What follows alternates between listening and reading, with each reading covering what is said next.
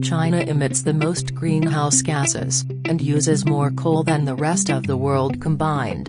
But in September, it made the biggest climate commitment ever made by any nation. 二氧化碳排放力争于2030年前达到峰值，努力争取2060年前实现碳中和。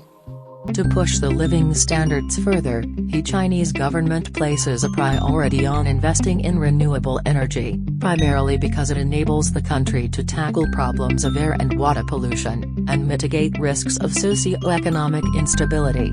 Reducing air pollution is a direct reason why Chinese government promotes renewable energy.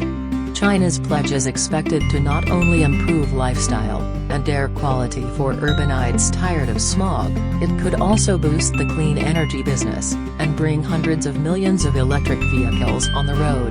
After President Xi Jinping's announcement, stocks of Chinese renewable energy giants soared.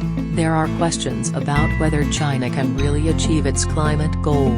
But as Beijing pushes ahead with its plan, the growing green superpower could affect the US and the rest of the world. China's green energy leap won't be cheap. Over the next 30 years, Beijing and clean energy companies will need to spend anywhere between $5 to $20 trillion. The first step is ramping up renewable energy. And that's not impossible, because China already has a lot of solar parks and wind farms, more than any other country. But China needs a lot more. 90% of the country's energy has to be renewable or nuclear by 2050 to achieve net zero emissions. In past years, renewable capacity has boomed in large part because of subsidies, and these companies haven't had to compete in the global marketplace. In a strategy shift, Beijing wants to roll back some of that direct support for companies. Having renewable energy on tap provides a clean source of power for its electric vehicles. China already has the most in the world and wants 300 million on the road by 2050. But Beijing has also cut subsidies for people in the market to buy electric vehicles, as well as for local manufacturers. As a result, companies like BYD and BYD have seen their sales slump, while Tesla has been able to speed ahead to become the market leader in China. But still, Beijing is keeping foreign automakers in check by requiring them to use Chinese-made batteries. This kind of policy has helped China get a good grip on the supply chain for lithium-ion batteries, which accounts for more than half of global production. But that advantage could slip. Renewables can only have an impact if China moves away from coal, but it won't be easy to switch off these plants. Enter carbon capture technology, which would allow some coal plants to stay online. The technology would remove CO2 from the atmosphere.